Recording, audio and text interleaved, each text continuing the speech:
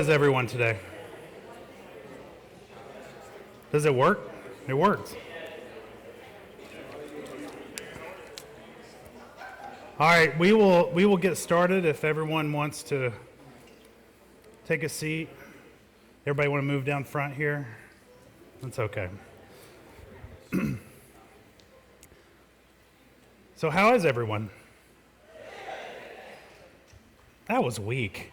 Weak. If you're not all mock-tastic today, then we need to do something different. Is everyone mock-tastic today? Yes. All right. Enough of my dad humor. We'll move forward. All right, thank you all for being here today. We will go ahead and get started, and we have a somewhat fairly lengthy slide presentation, and then we'll have time for questions, for however many questions we have. And then at 4 p.m. today, there is a session with President Boyd and Vice President Kerry Whitworth to go over the what happened in the legislative session this year. So that's at 4 p.m. Where is it? Here. All right. We'll be out by then. So with that, I will get going. The first thing I want to talk about is just a planning overview for this year's budget. I'm clicking too much. All right, so first thing I want to talk about is the goals of the budget process this year. So as you can see, aligning budget priorities to strategic goals was one of our priorities.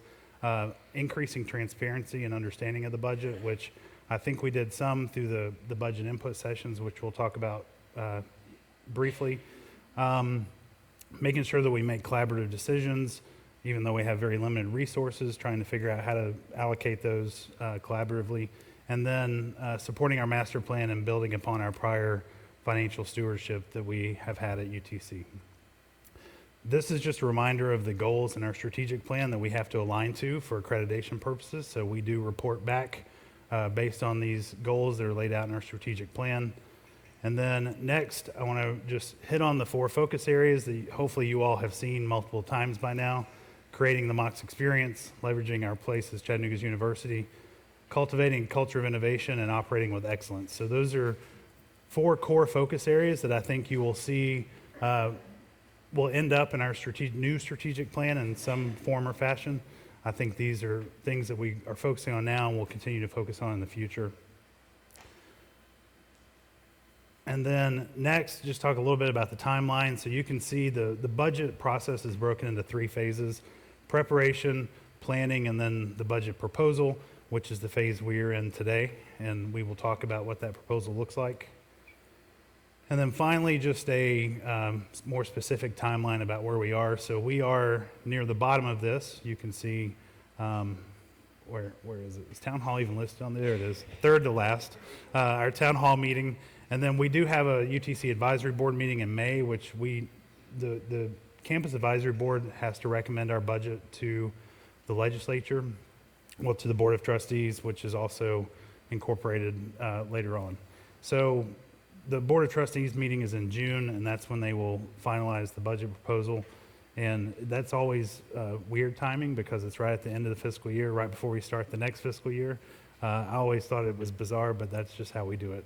That's just part of the process.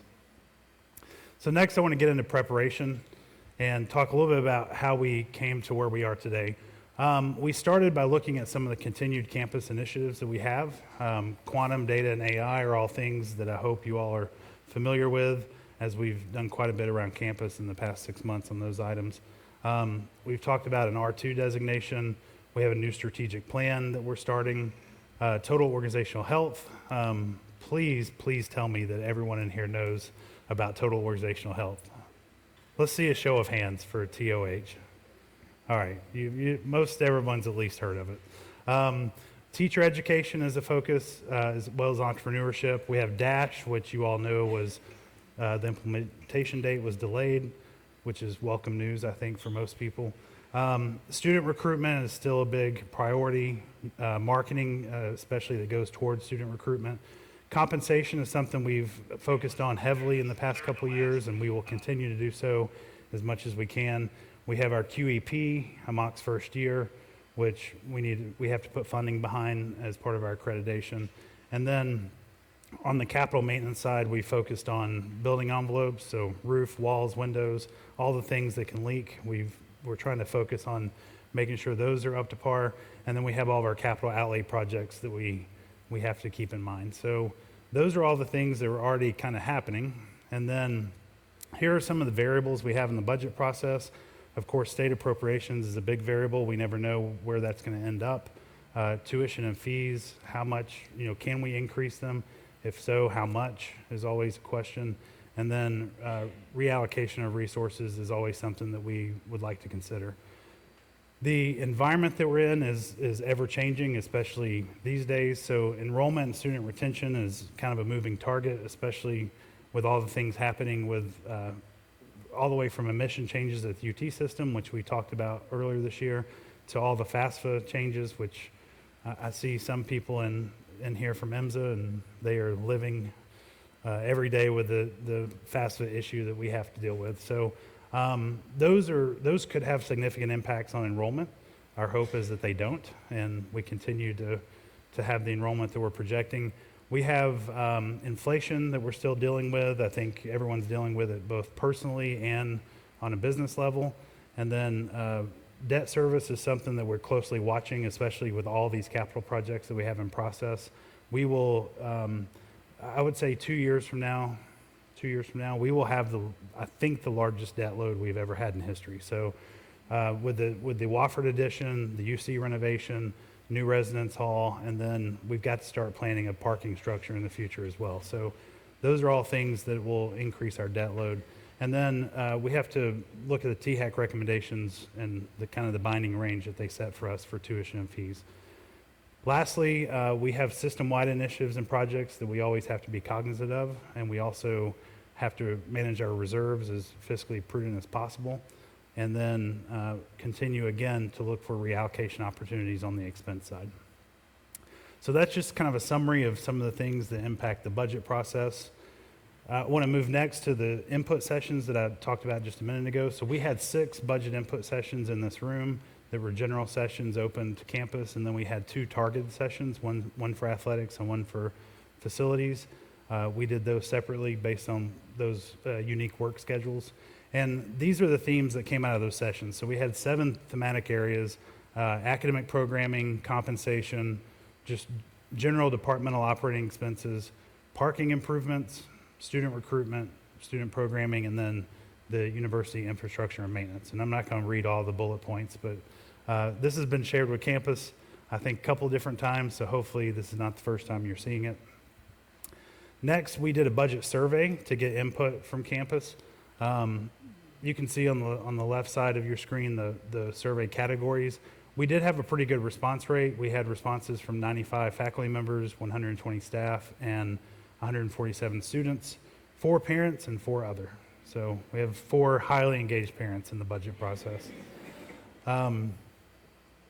So when you look at these, the survey results, I think it's interesting to look at the differences between faculty and staff and student priorities. So for faculty and staff priorities, 63% listed compensation as their top priority, 20% was academic programming, and then we have campus safety and operating expenses. The students was a little bit different. Parking improvements was 33%, and then academic programming was 33%. So the one overlapping area is academic programming and campus safety to some degree, and then you can see the others. So that's what it looked like from the survey, and all these things were similar to what we heard in the input session, so there weren't any really big surprises there. So now we'll move into the planning phase and talk about where we are today. So this is a snapshot of our expected revenue for fiscal year 25. That's the fiscal year that starts on July 1st, just a couple of short months from now. And you can see that we have state appropriation revenue of just under 1.5 million. We actually did really well on the outcomes on the funding formula this year based on our outcomes, but the state put up the smallest pool of money that they've put up in several years. And that's due to some constraints on the state budget. They had to put a whole lot of money into a fund related to issues with franchise and excise tax, as well as some other one-time expenses. So that really did impact the overall state budget. So while there was a smaller pool, we did get a good share of the pool, and there are several other universities that lost money because it is a net zero-sum game. So 1.5 there, 3% salary pool from the states, 2.2 million, which is great. We love that we still get money from the state for salary pool at that level. However, it costs us about 3.1 million to do a 3% increase. So it doesn't fully fund the amount we need to do a campus-wide increase. The insurance adjustment from the state, nearly $1 million is a pass-through. That's $1 million of revenue. We also have $1 million of expense that goes with that. And then you can see what the tuition increase looks like, and we'll talk more about tuition and fees in more specific detail later on in the presentation. But we're proposing a 2.75% increase in maintenance fees, 3.3% in differential, and then 4.1% mandatory fees. All that combined is a net 3% increase. So that was the recommendation we got from the system office, was that we stick around 3%. We fully expect all other UT campuses to be in that range as well. And we also expect our other universities in the state, the locally governed institutions, to also have increases of a similar size. And then mandatory fees, you see a zero there as the net, and what we're showing there is that we're eliminating the green fee and increasing student activity fee, and green projects will be incorporated into what the SGA does on a regular basis. And then lastly, for auxiliaries, we have 4% increase for housing, 4% increase for meal plans, and 0% increase for parking. So while we didn't decrease parking, we're also not increasing it. And that really goes back to the input we received throughout the budget process. So overall, we're expecting we'll round up to 9.4, it sounds better, 9.4 million in new revenue. And then if we look at our proposal for how we spend that, you can see we got $16.5 million worth of requests. And these are not it's not like these are pipe dream requests. These are actually real requests that we got from departments that are considered to be needed. However, we just don't have enough money to fund all of the requests. So we have a proposal here that hits the most critical areas, I think, and it also relates back to some of the input we received through the process. So the third column on the right is a reallocation column, and we'll talk about that as we go, but several divisions have reallocated funds within their division to stop funding one thing and start funding something else, or to just restructure or whatever that looks like. But we always encourage reallocation because that is the most efficient and effective way to fund things at a division level. You can see institutional is the largest item there, and we'll talk about in detail what that is, but that's 2/3 of the money will go to institutional funding. A lot of that's compensation, which we'll talk about in a moment. But you can also see that academic affairs has the next largest allocation. And most of those are for THEC commitments for new programs and other things that we have going on. But that also goes back to what we heard in the budget input sessions, is that academic programming is a high priority, and we are putting money behind that based on that input. So let's look at what all these look like in detail. So the 6.2 million for institutional funding, you can see the 3% salary pool is 3.1 million. I mentioned that earlier. We don't get enough from the state to fund that fully, so we have to use all the other revenue to cover that. We have faculty promotions and other adjustments. We have our QEP. That's at least 275,000 that we're funding this year that did not get funded last year. And then we have our DASH implementation. There are costs that go along with that are unavoidable. We have the system charge, which happens every year. The system charges all the campus to cover their overhead. So not only, people at the system level also get 3% increases, which means all the campuses have to pay for that, as well as other things. We have the insurance that I talked about earlier that's a pass-through. Our scholarships, when we increase tuition, we also have to increase the amount of money we plan to spend on scholarships, just because tuition costs more, so we have to spend more on scholarships to stay even. And then you can see a reallocation here. We are reallocating some scholarship dollars to cover changes with UT Promise and with FAFSA to make sure that we hold people harmless who are already enrolled and expecting to get some level of funding, even though the thresholds have changed. And then mandatory fees, 4.1% increase. That's going to go toward debt service and transportation, which we'll talk about again in a moment.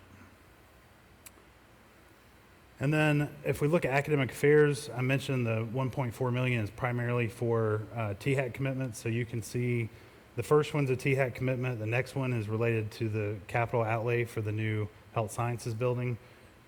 We also have cohort growth and physical therapy. So those first three are CHEPs. We have College of Business, new Management Master of Science degree. And so we have a THAC commitment that goes with that. And then for graduate school, we have a tuition increase and adjustment there, and then the differential fee, which is basically a pass-through. We get the revenue in, and we have to spend that money on certain things. For research, we've got a director of grant accounting partially funding a position that already exists, and then a new export control position. Those are both things that we started discussing those last fiscal year. And one of the goals we had throughout this process was to really make sure that we fund existing positions, because otherwise we're always behind and always playing catch up. So we're trying to make sure we fund the things that are either already existing or are critical, such as export control, which is highly critical from a compliance standpoint. For enrollment management and student affairs, we have recruiting funds for Power C tours and materials. We have coordinator for off-campus housing, which is critical since, and what you'll see on a slide later, we are fully expecting to be over-occupied for housing. We reallocated some money to help the Center for Wellbeing. We have the elimination of the green fee, which then goes into student activity fee. And then for athletics, we have a really large reallocation, which we've talked about previously in the Budget Council and some other meetings. So every year with athletics, for several years, like let's say 10 years, they've had more expenses than they have had budget. And we've always covered that at the end of the year. And my preference is that we cover that at the beginning of the year so they can operate with a real budget instead of just doing it at the end of the year and not telling anybody about it. So this is what budget transparency looks like. We are reallocating money that we had for debt service related to the McKinsey edition, and that frees up money for athletics to use for operations. That to us is a really effective way to solve a budget issue without taking money from other departments and without increasing revenues even more than we are already. So that is a reallocation that will get us on more firm footing in that division. We also have grant and aid for athletics. So again, when you increase tuition, you have to increase some of the expenses that go along with it. For the Chancellor's Office, we have nothing new. We do have a reallocation though from administrative changes. There's funding for an innovation fund and then a director of economic development, as well as funds for staff and faculty recognition. And that's something that will be related to the Total Organizational Health Initiative on campus. And then for finance administration, you will see the restructure in public safety, which is something we've already communicated to campus. But we're showing that again because we highly encourage people to reallocate funds as much as possible. So now we'll talk a little bit more in detail about tuition and fees. I was thinking about stopping for questions, but I'm just going to wait till the end. Write your questions down, please. We definitely want to have a back and forth if you all have questions about everything I'm presenting. So for tuition and fees, you can see in a little more detail what we're looking at for undergraduate and graduate, 2.75%. You can see how much revenue that projects for us. We have mandatory fees at 4.1%, differential, residence halls, meal plans, and then again, parking is at 0%. So the far right-hand side shows how much revenue we're expecting from these changes for the fiscal year. And when we look at mandatory fees, I mentioned the $20 student activity fee increase, which is fully funded by eliminating the we call it the green fee, but what's it? It's really called the environmental task force fee or something. But the reality is everything we do on campus these days has sustainability incorporated into it, especially from a facility standpoint. For example, when we buy new lights, we don't buy old fluorescent or incandescent lights. We get the new energy efficient stuff. And when this fee was first introduced on campus, it was through a SGA resolution, and it was 2007, and we didn't have recycling on campus.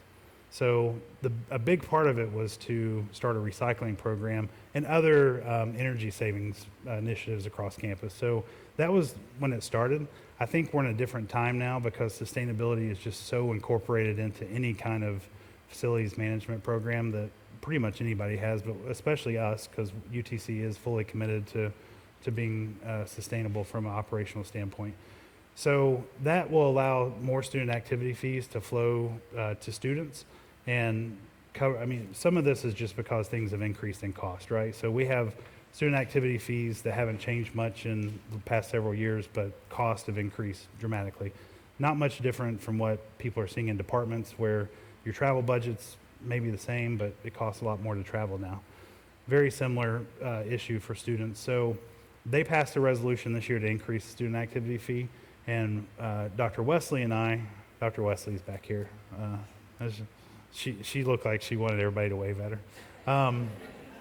We met with SGA and came to a solution, and I think it was a really good collaborative discussion, and this will get us to a really good place. And students can still run a process for green initiatives like they've done in the past, where they got new to-go containers and crossroads, water bottles to be refilled, and those sorts of things. The other changes are to debt service, so that's the biggest one, at a $74 increase to that fee and a $4 increase to transportation fee. The debt service increase is absolutely critical for campus. We have so many projects going on and so many bonds that are going to be issued that we have got to make sure we have enough money for debt service. So that'll help us quite a bit, but we're still going to need more at some point. I'm just going to say that. With all the projects we have going on, debt service is something we have to watch very, very closely. So what does that look like from a tuition and fee standpoint for families? So the impact is $300 a year. So our total tuition will be $10,448 for in-state. For out-of-state, it'll be $18,512, and then you see the international rate. The percentages get diluted for out-of-state and international because it's a larger dollar amount, and we're only increasing the in-state portion across the board. Graduate school, very similar, 3% it's $322 difference for graduate school in-state tuition, and then you can see the out-of-state and international. All right, so this is what our overall proposed budget looks like for fiscal year 25. So total revenue will be over $250 million. This is for education in general as well as auxiliaries. You can see that tuition and fees is the largest part of the pie. 54% of our revenue comes from tuition and fees, 33% from state appropriations, auxiliaries coming in at 10%, and then you can see the other really small revenue areas. On the expense side, first we're going to look at it by functional areas. So instruction is our largest part of the pie, which you all hopefully would expect. We are an institution of higher education. Instruction should always be our largest functional expense. That's 40% of our budget. Student services is 13%, and academic support is 8%. So over 60% of our budget goes toward those three functional areas.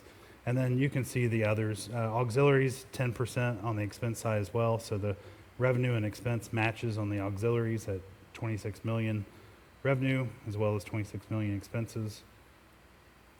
And then if we look at the natural classification, 65% of our budget is salaries and benefits. And that percentage has increased. It used to be 64% of our budget. It used to be 62%. So that over the past couple of years, it's increased as we've invested in compensation. 35% or 33% of our budget goes toward all the other operations. And then we have the transfers that are an accounting mechanism, for lack of a better term. So if we look at the proposed revenue, this is just a visual of where the revenue is coming from. So the most new revenue comes from state appropriations. Next is tuition and fees, tuition, then fees, and then you can see auxiliaries. So this is just a quick visual representation of where the new revenue is coming from. And then this is a visual of where the new revenue is being spent. So you can see institutional is the largest there with recurring funds. Academic affairs is next. You have auxiliaries, and then you can see the reallocation in the gold color. So while athletics is large, a big portion of that is a reallocation. And then lastly, before I get to the next section, talk a little bit about the Fletcher Hall addition. The chancellor sent a communication out to campus this week. I think it was this week. So we're really excited about this. This is going to be a major, major project for campus because it involves a large utility relocation. So there's a main utility artery that goes across Lot 1, basically in front of the development house, in between Fletcher and the development house. So that is a really large relocation. Every utility you can think of is there. Water, gas, electric, fiber, sewer, hot water boiler, cold water chiller. What did I leave out? Telephone, telegraph. Everything is still there. Everything runs through there that you can find. So that's, until you start digging, you never know what's going to happen, but we have a good plan in place for that. And then we have the addition. You can see the renderings here. That will be a gateway to campus at the Oak Street entrance right there. All right, so next and last section is some of the health indicators that we have, and I think this is just useful information for everybody to know. So the first one is our revenue trends. So we are fortunate that our revenue has continued to climb that way, because if it was going the other way, that would be really bad. We like good, so this is really good. But the one thing I like about this slide, I think the first time we used this was during the budget input sessions, and I'm going to stop now because I meant to do this in the beginning, but we're going to do it now. So Chris Sherbisman's going to have to stand up. We're going to make him stand up. Chris worked on this with other people, but this is a great visual representation. So Chris Sherbisman, Allison Evans, Allison. All right, you're waving. Who else do we have from Budget and Finance? We have Melita. Who else is here? I don't see anybody else here. Okay. We couldn't do any of this without the Budget and Finance office. They do all the hard work, and they actually do all this. I just get to get up here and talk about it. So you can see the proposed budget for 25 is over $250 million. The gold shows how much comes from the state, and you can see visually how that's kind of increased generally. I mean, that's an increasing trend, which is a good thing. Our tuition and fees is actually relatively flat when you look at the trend line. If we threw a trend line on top of that, it would be pretty flat. So we are fortunate that we're in a state that continues to invest in higher education. I know many of you have worked in other universities and other systems where that's not the case. So we are fortunate from that standpoint. And then this shows where we've allocated money over the past several years. And you can see the gold color at the top is institutional. That is where, that's all kinds of different things included. But the gray area, since 2021, since the pandemic, we have invested most of our new revenue into compensation. So that's why I really like these charts, because it just visually shows you where we've invested the money over time. We will continue to invest in compensation as much as we can. I think with the environment we're in, with fighting for enrollment, with fighting for resources from the state, not fighting, but the state just has other issues that they have to deal with. So hopefully we'll get an increase in state appropriations in the next couple of years compared to what we had this year. But we're still grateful for what we get. But with all these things, we're really going to have to think about ways to reallocate the budget and be able to invest in compensation. We have a lot of compression. We all know about the compression. When we raise minimum wage, which was a great thing for campus, it also creates compression all throughout the ranks. We also have Fair Labor Standards Act changes that are coming. Whether we want them or not, they're coming, and we have to respond to that. And then we also have market range adjustments that are coming down from the system. So every so often they raise the market ranges, which means all the work we've done to get people moved up through the ranges. kind of goes away and we have to start over again. So those are all things we know are out there, but we really are going to have to come up with a plan on how to solve that over time. The next one is our net price summary. So this is just for freshmen. So if you're a new freshman, if you make $46,197 or less, is it family income, Chris? Yeah, family income. We pay you $5,000 to come to school here. If you are between 46 and 100,000, your net price is about $300. And then you can see even the top level above 170,000 of income, it's still a net price of only $3,700. So we remain extremely affordable as an institution of higher education. The next one shows undergraduates, not just freshmen. Freshmen typically get more aid. So this shows what the net price summary is for all undergraduates. Still very affordable. If you're under 44, we're going to pay you to come here. The top level, still $4,000 net price to go to school here. And then this shows our fund balances from 2019 to 2023, held pretty steady. We did increase them once after 2020, I think, but roughly $10 million in fund balances. I think it's $10,250,000. $9,250,000 is E&G, $1 million is auxiliaries. And those are within the range that we have to be in. The mandated ranges for E&G and auxiliary, we're right where we need to be at 4.59% and 4.71%. So this next one is a summary of all of our reserves on campus. And we showed this during the budget input session just because I think it's important that we start talking about our reserves and how we manage them. So we have $79.9 million in reserves. So I know that is sticker shock number, and people are like, well, then why are we not increasing everybody's pay, right? Why are we not doing 12% pay increases instead of 3%? This is all reserve money that's either intentionally saved for a future project, or it's from a surplus in our budget that becomes one-time money. So once it becomes one-time money, we can't use it for recurring cost. If we do, then we'll be in significant financial trouble in the future. So these are all funds that really have to be spent on one-time things. The $10.2 million we will never spend, hopefully. If we ever have to start spending that, then we're in much bigger trouble than we need to be in. So if you look at all the different areas, so campus reserves, we have $24 million in campus reserves, but $22 million is obligated. So some of these could also be timing differences between fiscal years. It could be timing on capital projects, all kinds of things. So out of that $24 million, we only have $1.6 million available. Those could be matches on capital projects. They could be things that we've committed to do around campus. They could be all kinds of things, but it's all committed or obligated money. For mandatory fees, very similar thing. Those fees have to be spent on what they're restricted to. So those $12 million in balance, and we only have $70,000 available. The divisions and colleges have the largest amount of money available. Again, this is one-time money though. So if you're a college, for example, you're going to have reserve funds, but those get spent over time on things that come up, right? And so it's important that we have some reserves available there. Auxiliaries, very similar. We have a lot of money obligated for future projects for auxiliaries, and then that $5 million is available, but it's not really available because we got a lot of things we need to do from a dining perspective and a parking perspective. So that money will be eaten up quickly. And then again, the fund balances, that is money we should never spend. And hopefully we never get to that point where we're looking at what we do with that $10 million.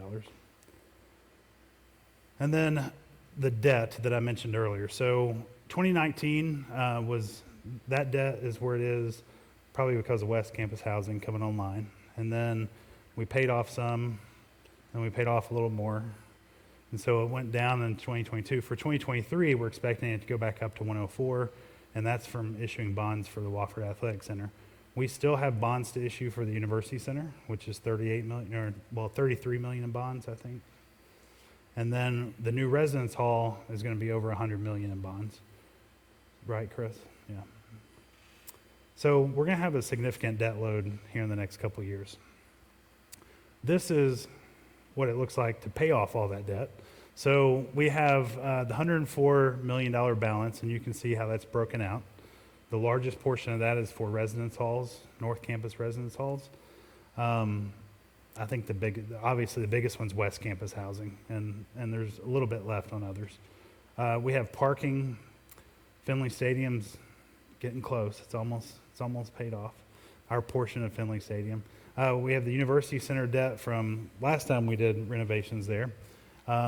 We have the Arc. We have Engle Intramural Complex, the Wofford Athletic Center. And I'm going to stop reading it now, but just to hit some of the highlights there. So our annual payment on the debt is currently around $9 million. So that's when we need to make sure that we have that amount covered through our debt service fund, always monitoring what that looks like and what the projections are going forward. And then this shows where we are from a housing standpoint. So you can see in 2020, I'm assuming this is before COVID hit, because I don't think many people were living here during COVID. Not that many anyway. So we were under capacity in 2020, 2021, 2022. And then you can see last year, that shows that we had like 4 open beds, but I don't believe that. I don't think there were any open beds. And then for 2024, we expect to be over capacity. Our housing applications for upperclassmen are up about 70% over the prior year. As affordable housing continues to be a challenge in the city surrounding campus, it becomes a challenge for us because we have more students than ever that want to live on campus. And while I think at least half of it's because we have really fantastic programming, right? No. We do have fantastic programming, but I don't think that's the main driver for students wanting to live on campus when they're juniors and seniors. I think it's because there's an affordability issue off campus. We are working with some local developers to try to encourage them to build more housing near campus. We can all but guarantee that we'll fill it up. We can provide housing navigator for them. We can do all kinds of stuff to make sure that and if they have affordable housing, truly affordable, close to campus, they will fill it up quickly. So between that and the new residence hall, we're slowly going to try to work our way out of this housing, I won't say crisis, but issue. I'm sure people in housing and in IMSA that are getting all the phone calls call it a crisis, but luckily I don't have to do housing complaints very often. And then the last couple of slides are about our UC Foundation. This shows what the endowment looks like as of March 31st, 2024. So over $200 million. You can see how that's broken out between the different areas. The largest portion is academic support, and the second largest is unrestricted institutional support. So that's what the total endowment looks like. And then this shows how much what the planned distribution is from the foundation. So, and I'll talk about one thing else in a moment that's not reflected on here, but we have the unrestricted support, and that is probably a little less than it's been in the past, but that's because of what I'm going to tell you about in a moment. Or maybe it's the same. Is it the same? I don't know. Then we have scholarships, we have academic support, professorships, faculty development. The one thing that's not on here, though, is how much money the foundation has spent on housing, right? So the housing investment by the foundation is absolutely critical for campus, because if we hadn't, all that South Campus housing is like half of our housing. If we didn't have that and didn't have it renovated where people would live in it, then it would be a big, big problem for campus. So I just wanted to mention that this doesn't reflect all the money that the foundation has spent on housing for our campus. This is just the annual plan distribution that we get from the foundation. And that is it.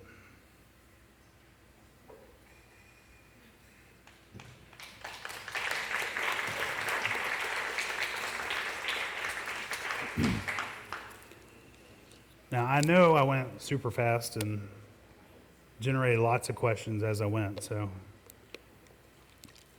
I see hands coming up.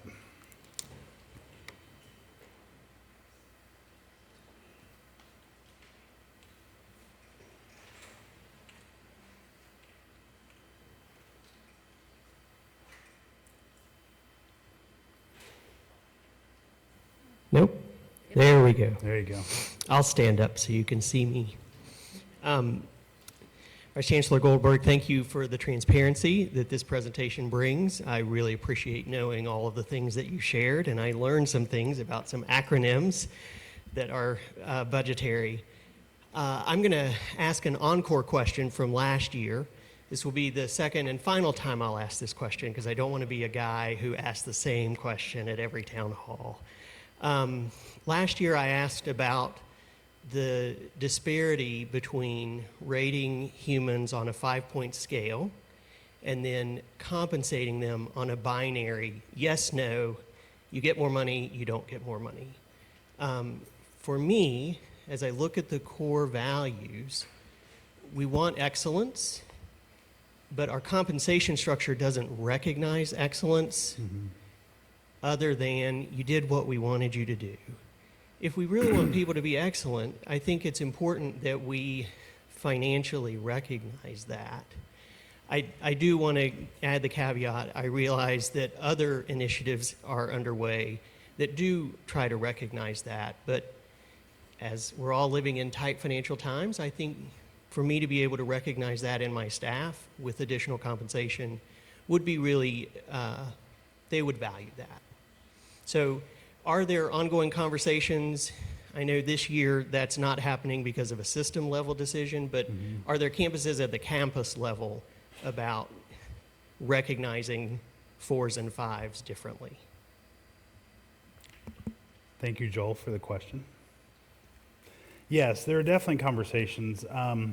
In fact, every Monday morning we have an operational cabinet meeting.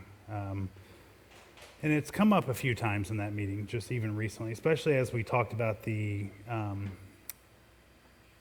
guess I'll call it a mandate, the mandate from system that we're going to do 3% across the board for all campuses. So UTK in particular has done primarily merit increases for several years, and UT System Office does as well. I'm not sure about the other campuses. I think it's very similar to how it has here. I think the last time we did merit increases was 2019. And I think one thing that came up this year when we were talking about do we do across the board or merit, of course it's not fully across the board. If you're on a performance improvement plan, you don't get the increase. So there is, that's a tiny little merit component, right? But not really a merit component.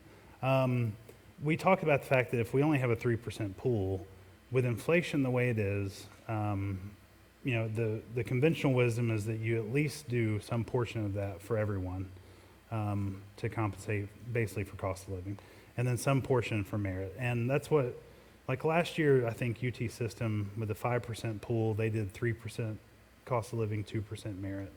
But if you take a 3% pool and you split it up and say if you say 2% is cost of living, 1% is merit, it's a really diluted pool, right? And I think sometimes that might actually create more of an issue if you're giving people merit increases, but it's only like $27, right? And so I think we really need to come to a place as a campus to determine, do we want to do merit increases or not? And that's the discussion we've had. Do we want to do merit increases or not as a campus? And if so, what does that look like? And I think for it to actually have any significant impact, it needs to be kind of one or the other. So if the 3% was a full merit pool, then that's a different story than a 1% merit pool. So I think over this next several months, we're going to continue having conversations in the cabinet meetings about what that looks like. And we also need to continue talking about how we evaluate people. If every single employee is a 24 or 25, then how do we do on the staff side? I'm talking to staff now. And that's something that you see in a lot of areas, right? Everyone, like even if you would say they're a low performer, they're still like a 22. They're getting ratings of 22, 23. I mean, we've had people put on performance plans with historical ratings of 24s only. So I think if we're going to have a merit increase system, then we really also need to put a little bit of effort behind our evaluation system and making sure that we're evaluating people properly in a merit-based system. But that's also like a chicken and egg problem, right? We can't, we can't just keep delaying merit increases until everyone's doing evaluations a little bit better. So yes, we are having those conversations. We will continue to have them. Several members of Chancellor's Cabinet are very adamant that we have a merit-based system. No one's against having a merit system. We just have to figure out the best way to do it for next year. But our plan is to do merit next year. That is for sure. We plan to do it at some level this year, even if it was a small merit pool. But with the information we get from the system, we're not doing that. It is something that we will continue to talk about, though, over the coming months.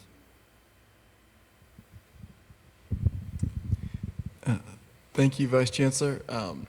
This question is about the student session that you did, where you asked students about budget. And I'm not trying to claim that as an undergraduate I would have been interested in university budgets or put any of that on our students, but I did just have a question. Did they ask about scholarships, or were they ever asking about money or for themselves, or did they or is that in programming, or is that, I just noticed that they never really asked about their own financial situation at all. Right. So it's interesting. We've had a couple of different sessions with groups of students, and whether it was students that came to budget input sessions, or we did have a town hall the SGA organized. I went to SGA and for one of their regular meetings. The number one thing they asked about is parking, like every single time, over and over, lots of parking questions. Housing is also something that they've talked about quite a bit, and it's interesting to hear a different perspective, because one perspective we've heard over and over from students and from others in the community is that we should admit less students so that everybody can live here. Well, if we did that, we would cut our enrollment by 7,000 students overnight, right? But that's not something that they really thought about. They just thought, well, why do we keep adding people if there's nowhere for them to live, right? And so we had some good conversations about that, and I think, but it's really helpful to hear some of these different perspectives, because we're in it all day long, and we don't think about what some of the items that others are thinking about. So I thought that was really interesting. We did get asked how much tuition would increase, not the percentage, but like how much more does that mean I have to pay, right? And when you tell them it's $300 for a whole year, we didn't really get many more questions or pushback to that.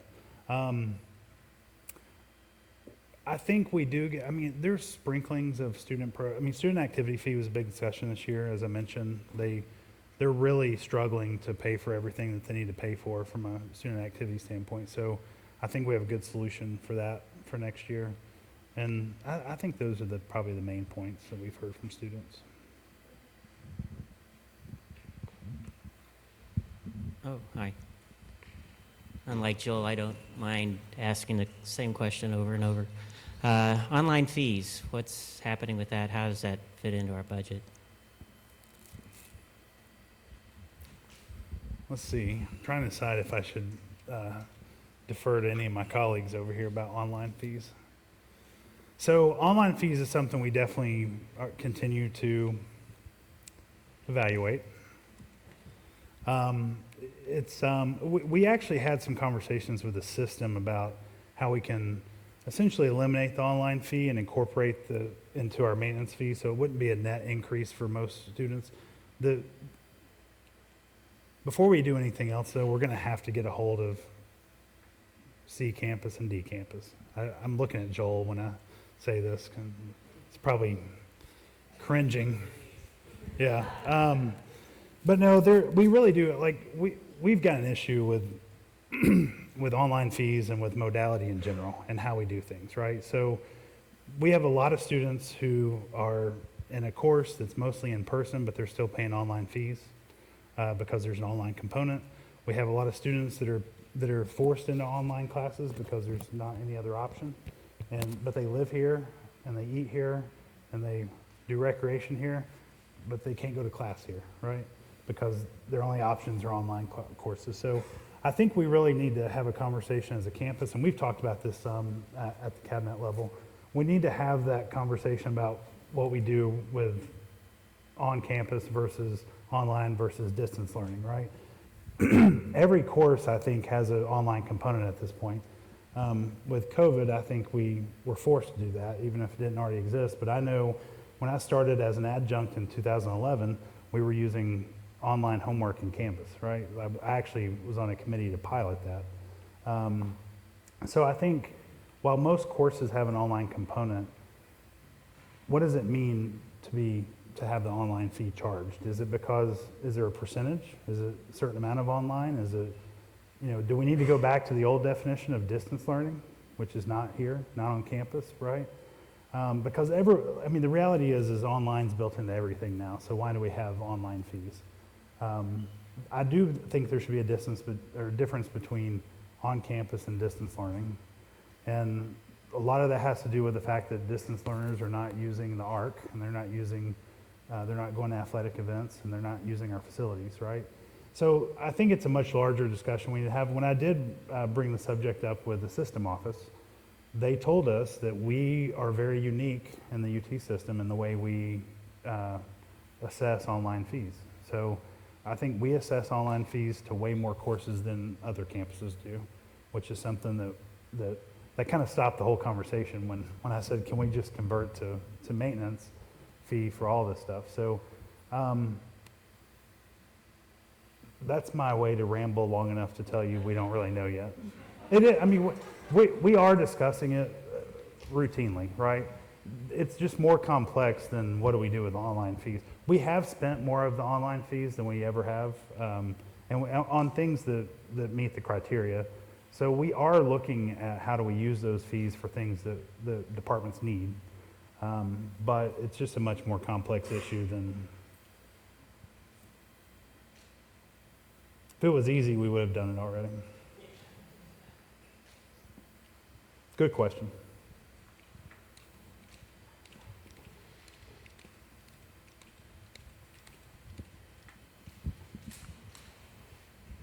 I just have a question on the effective date of employment for the 3% across the board. What date of employment are we using this year? Will it be June 30th or January 1st? Or what is that date to receive that 3%?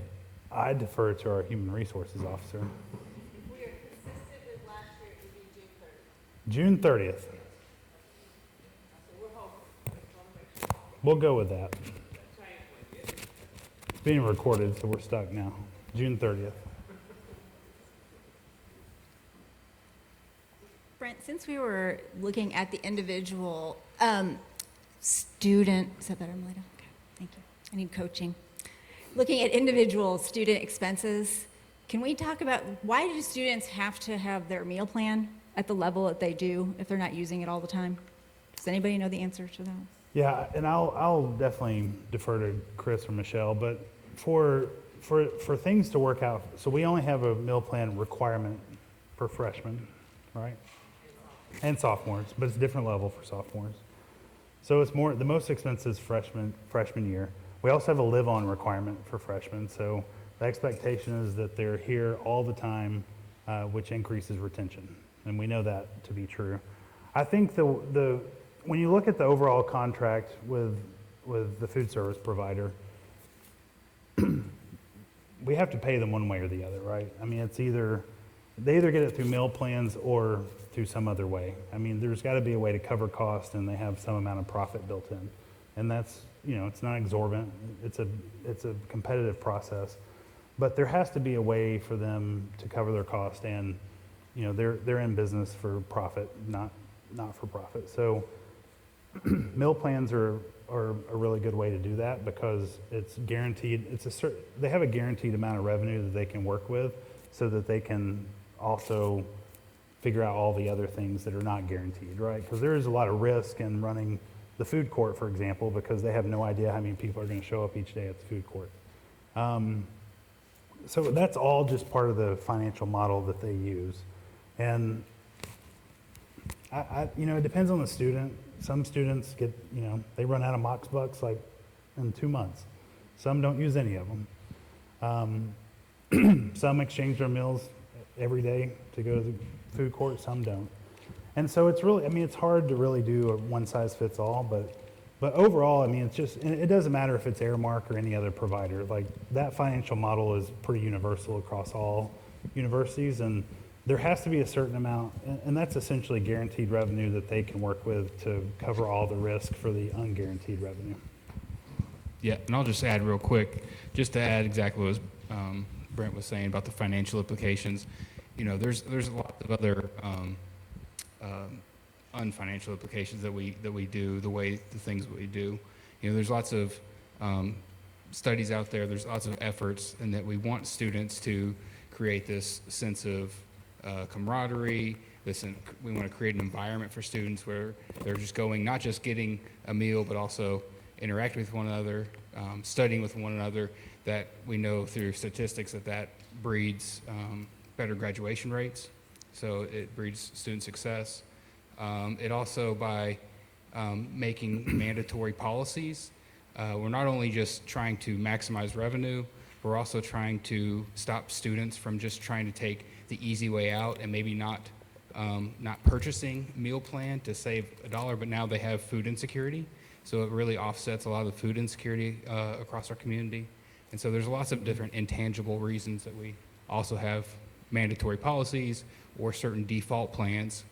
For freshmen and sophomore, there is a certain default plan it goes to, but as long as they choose one of the unlimited plans across campus, they have the option to choose how much Mox bucks they may receive, whether it's 0 or 500, I think is the max. So there's different intangible reasons as well, besides financial. Chris, to add to that, from the Scrappy's Covered Student Emergency Fund side, we've seen the highest level of usage this year for food insecurity. So I can't speak to the meal plan costs and usage, of course, but I'll say that one of the things that we hear or have heard regularly from students is that they aren't buying the plan that they potentially need, or they've overbought in one year and change it for the other.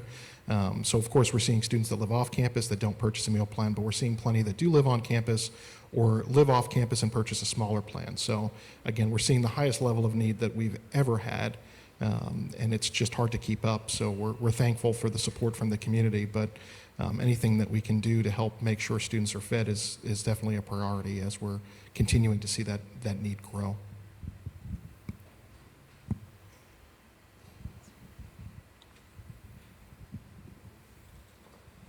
I know there's at least one more question out there.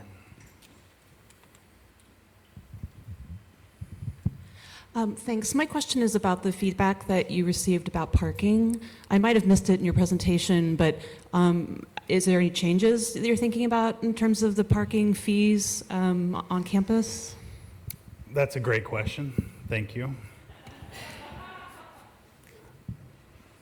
Never made it through a day without a parking question, right?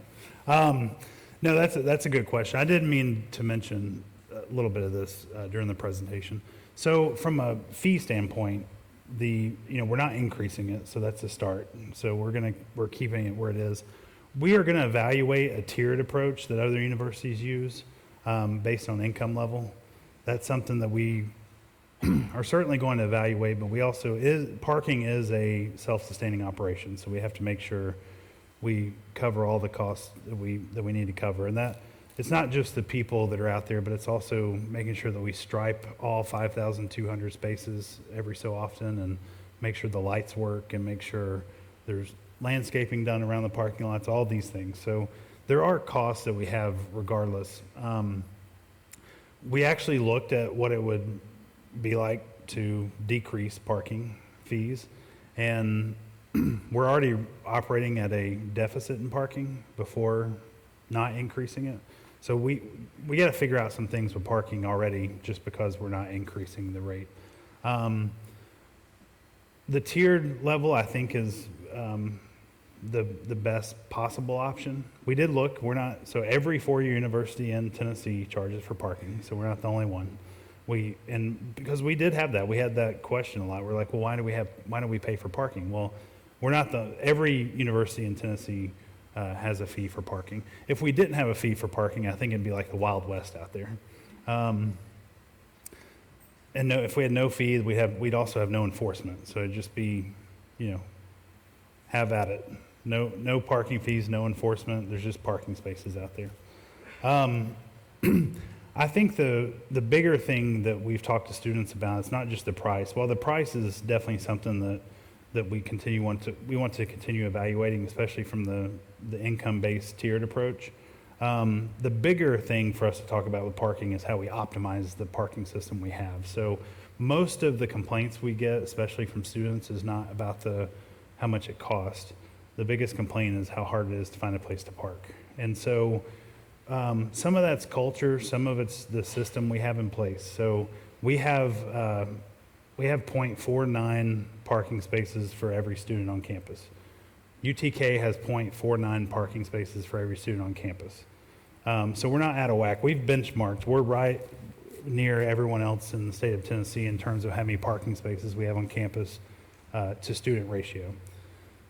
One big difference is at UTK, you probably have to park 5 miles away and ride a shuttle, right? And that's real. Maybe not 5, maybe it's 3 miles, but they have a lot of parking that's far away, and you don't have a choice. You have to ride a shuttle. We have Ingle Stadium, which is our furthest parking, right? Technically, I think that's walkable, but we do have 3 shuttles that service Ingle Stadium. We have the largest usage of Ingle this year than any other year. We had an average of 100 cars at Ingle Stadium. That means there's 200 empty spaces left down there. But people just don't want to park that far away and ride the shuttle. Other universities, it's not a choice. That's just how it is. So we are continuing to figure out ways to encourage people to park at Ingle. Another thing that we have here that causes issues is people that have reserved parking spaces are allowed to park in any general lot. So we have physically seen students go out of their dorm, get in their car, drive half a block to a general lot, because it's a half block closer to the building that they're going to. And then their reserve space sits empty all day long, but they're taking up the general spot. So we think we can free up like 600 general spots on campus, roughly, just by making some changes. Like if you have a reserved parking lot, then that's the only lot you could park in. That just frees up a lot more general space. So housing students primarily are located in Stoffel Garage and West Campus Garage, and then there's some lots. Most of our faculty and staff park in lot 26, lot 10, or lot 12. So like 97%. So we're looking at some other changes that would not really have much of an impact on faculty and staff in particular, that would create a lot of efficiency in the parking system just generally, especially for students who are coming to campus. So those are all things. I'm the only thing holding that process up is me. I am in the middle of getting input from various employee groups on that parking proposal, and then we will take that to the cabinet and get full approval from the chancellor and move forward. So our goal is to make some of those changes for the fall. Parking goes on sale in July, so we need to do that sooner than later. But that's really what we're looking at primarily right now, is how do we optimize what we already have and not increase cost. And then eventually we do want to see if we can move to more of a tiered system. But for students, it wouldn't change. The biggest complaint about parking we get from faculty and staff is how much it costs. The biggest complaint from students is that we don't have enough. So I don't think I've ever heard anything about parking rates since I've been here. I don't think I've received a complaint for how much parking costs from a student.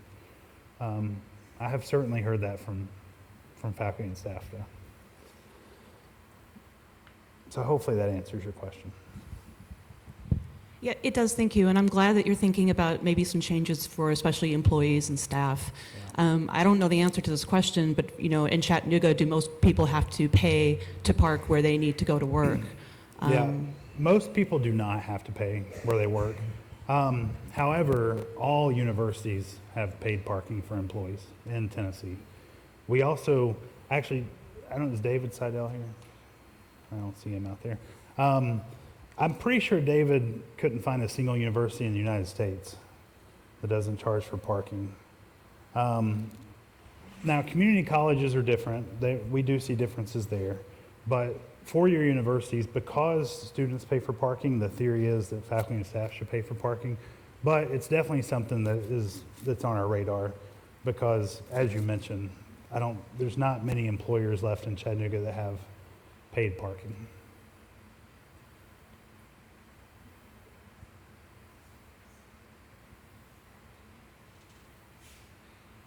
Dean Licka. You have to have a mic for the live stream. Yeah, it won't carry enough.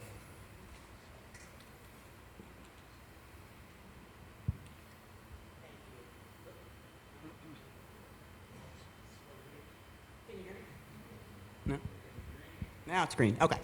You mentioned this in passing, and I just wanted to ask if you had any more information about the new FSLA.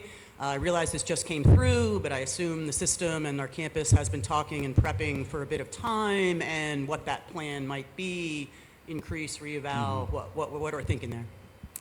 So I'm gonna let Lori get a microphone from you. Because Lori's done a lot of work on this. She's done a lot of data mining and analysis, because there are some divisions that are very significantly impacted. So I'll mess it up if I try. So. Thank you very much. And I want to give a thank you to Gohar Sheikh on our team, who has also been huge in helping us work through this process. So for those of you who don't know, the FLSA announced the final rulemaking on the increase to the exempt salary threshold last week as being $43,888, effective July 1. They've extended that to further propose that it would be increased again January 1 to, I think, $58,656. But what we know now, the number of 43,888 is what we have to work with in preparation for July 1, which is a significant reduction to what was on the table for proposal. We previously had, I think, around 295 exempt staff members below the original proposed threshold that would be impacted by this ruling. And as of today, we have 32 staff members below the 43,000 some odd figure. So much reduced impact. Updated files have been given to division leadership to reflect the position of their employees. And part of that process of preparation for the change was an audit of the full 800 some odd staff positions that we have on campus right now, to determine which should, per the three-level test of the FLSA, continue forward as consideration for bridging, if that's a choice we're going to make. Or if they're eligible for other exemption categories that are specific to higher ed, because there is a carve-out for higher ed that impacts teachers, coaches, academic administrators of a certain nature. So did a lot of work in looking across those categories. The 32 positions that are impacted today are reduced probably closer to 22 or less when we look at those exemption categories. So then the next level of analysis would be opportunity for bridging to the new threshold, which I think the last time I looked at it, the largest necessary bridge would be a little over $2,000, not significant. But of course, with every situation like that, we would need to do an analysis of compression, any ripple effect that causes. So we are now that we have some finality, working one-on-one with leaders across the campus to figure out necessary next steps. And also because the pool is reduced so significantly, we were going to host a series of campus-wide information sessions, but we have such a small population of impacted individuals, we're going to revert that to a more unique, customized approach in working with employees in preparation for July 1. But I'm happy to answer any other questions. I'm much more worried about January 1st, January 1st. if that holds. We strongly believe there'll be some appeals, injunctions, whatever you call them, that would happen probably before the January 1 go live, simply because of the impact across the nation. Yeah. So one thing that's really important to think about here, and I'll give Melita credit for advocating for other employees to the system. But if we have employees who are currently exempt that become non-exempt, that means their leave accruals get decreased, right? That's a problem. And so I know that the ERC and the ESC both have raised this issue, and will continue raising it, but it's something that the system and the state in general just needs to look at, because non-exempt employees accrue leave at a different rate, at a lower rate than exempt employees. And honestly, I've just never seen that anywhere I've worked, so it's interesting that we have it set up that way. But when you have changes like this, it's a significant impact on someone. And I think it's important that we all keep that in mind and advocate to make that change in the future.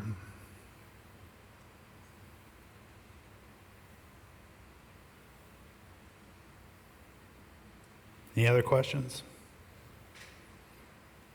We got time.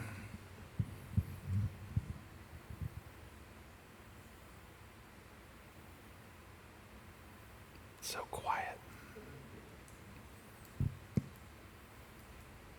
All right, if there's no more questions, it's perfect timing.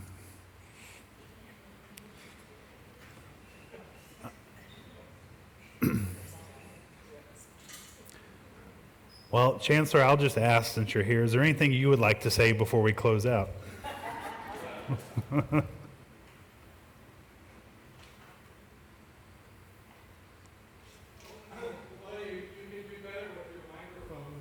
Yeah. Oh, there we go. No.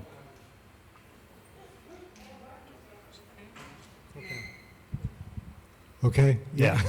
I don't, my wife ran long with, I had to pick her up from a medical procedure, and so I didn't get to be here, but I came in at just the right time, it looks like. Yeah. We appreciate all you do. If you have questions during the year about things, ask. Faculty Senate, our staff councils are great places to bring questions forward. Your representatives there are, I guess I don't have to stand behind you. Your representatives are there to represent you and can bring forward questions, so we don't know who asked them, but use those mechanisms so that we can get things addressed. If we can't tell you why we're doing something, maybe we shouldn't do it. So thank you. Thank you, Chancellor. Thank you all for being here. I hope we see all of you at 4 p.m.